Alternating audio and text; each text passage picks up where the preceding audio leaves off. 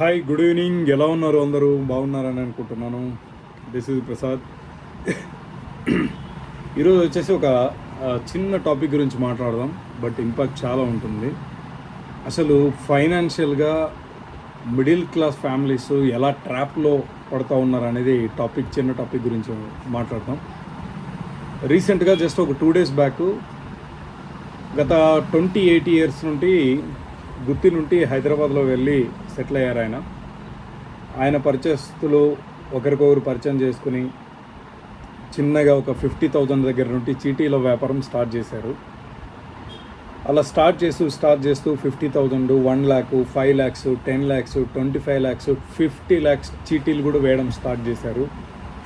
అక్కడ స్టార్టింగ్లో వాళ్ళు చెప్పేది ఏంటంటే, ఒక చిన్న గుడిసెలో ఉండేవాళ్ళు, తన సొంత ఊరిలో ఒక బిల్డింగ్ కట్టారు.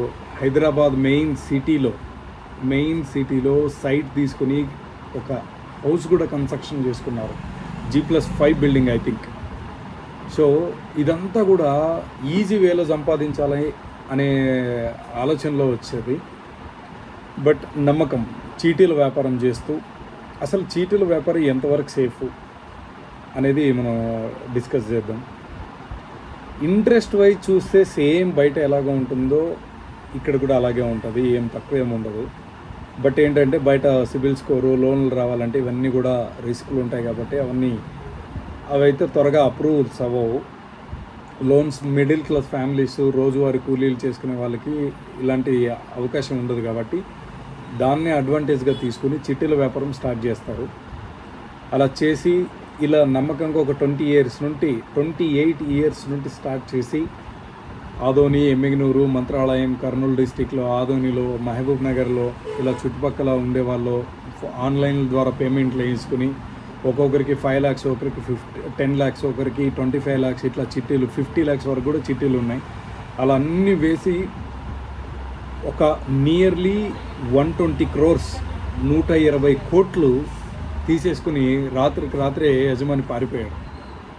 అక్కడ ఉండే సీసీ కెమెరాల్లో వీళ్ళందరినీ ఎవరైతే జనాలు వచ్చి అక్కడ అబ్జర్వ్ చేస్తున్నాడో, వచ్చి ఎవరైతే అల్లరి చేస్తున్నారో, ఎవరైతే ఇది చేస్తున్నారో, ముందుగానే ఒక లాయర్ని ప్రిపేర్డ్గా నియమించుకొని ఆ లాయర్ దగ్గర నుండి వీళ్ళకి ఫోన్లు చేసి ఆ ఇంటిని గేటు కూడా దాటకూడదు, ఎక్కడ ఎటువంటి డ్యామేజ్ చేయకూడదు, ఎవరిని ఇబ్బంది పెట్టకూడదు అని ఇంత పగడ్బందీగా అతని ఎలా ప్లాన్ చేశారంటే, సో ఎవరైనా సరే ఫ్రెండ్స్, మోసం చేయాలనుకున్న వాళ్ళు 100% వాళ్ళు ప్రీ ప్లాన్డ్గా ఉంటారు. మీ అమౌంట్ మేము సెటిల్ చేస్తామని చెప్తారు. ఏదేదో ఒక లాయర్ చూసేసుకుని వాళ్ళ దగ్గర నుండి వీళ్ళకి బెదిరింపులు, మీరేం చేయకూడదు, ఏం మాట్లాడకూడదు, కేసులు పెట్టకూడదు అనేటువంటి ఇలాంటి విషయాలు. ఒక మోసం చేసిన వ్యక్తి 120 crores అంటే అసలు చిన్న విషయం కాదు.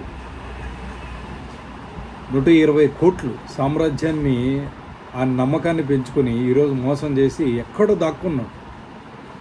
వాళ్ళ రిలేటివ్స్కి తెలీదు, మేబీ కొంతమందికి తెలిసి ఉండొచ్చు, బట్ ఎవరు చెప్పరు. రాత్రి బయలుదేరారు ఈ చిట్టీల వ్యాపారం. సో దయచేసి ఫ్రెండ్స్ ఏం చెప్తున్నాం అంటే, ఎవరైనా సరే ఎంత నమ్మకమైనా పర్వాలేదు, ఎంత నమ్మకం ఉన్నా కూడా ఈ చిట్టీల వ్యాపారము వీటన్నిటికీ కొంచెం దూరంగా ఉండండి, అవేర్నెస్ తీసుకురండి. చాలా పెద్ద కంపెనీస్ వాళ్ళే మోసం చేస్తున్నారు. ఇంతకుముందు చిట్ ఫండ్స్ అని XYZ నేమ్స్ ఉన్నాయి పెద్ద వాళ్ళవి, ఎందుకు ఇంకా మనకు ఇవన్నీ కూడా చిట్టీల వ్యాపారం. ఒకరికొకరు చైన్ సిస్టమ్, మేము ఈరోజు తీసుకున్నాం, మాకు డబ్బులు వచ్చినాయి, మీరు ఇంకోటి తీసుకోండి, అప్పుడు వచ్చింది, ఇప్పుడు వచ్చింది, ఇంత వచ్చింది, 1,00,000 పెడితే 2 లక్షలు వస్తుంది అని చెప్పేసి ఇలాంటి మోసాలు చేసే వాళ్ళు చాలామంది ఉంటారు మన చుట్టూ. సో అందరూ కేర్ఫుల్గా ఉండండి. సో 120 crores మోసం అంటే అది చిన్న విషయం కాదు. సో ఎవరైనా చిట్టీలు వేసే వాళ్ళు ఉంటే కూడా కొంచెం జాగ్రత్తగా చూసుకుని వేయండి. మీ ఫ్రెండ్ సర్కిల్లో ఆల్మోస్ట్ మోసం చేసేది తెలిసిన వాళ్ళు, నమ్మిన వాళ్ళే మోసం చేసేది కాబట్టి కొంచెం జాగ్రత్తగా ఉండండి. చిట్టీల వ్యాపారానికి కొంచెం దూరంగా ఉండండి, మోసపోకండి. Thank you so much. ఇలాంటి వీడియోస్ కోసం ప్రసాద్ ప్రాపర్టీస్ ఛానల్ని, అలాగే ప్రసాద్ టాక్స్ ఛానల్ని సబ్స్క్రైబ్ చేసుకోండి. Thank you so much. Bye.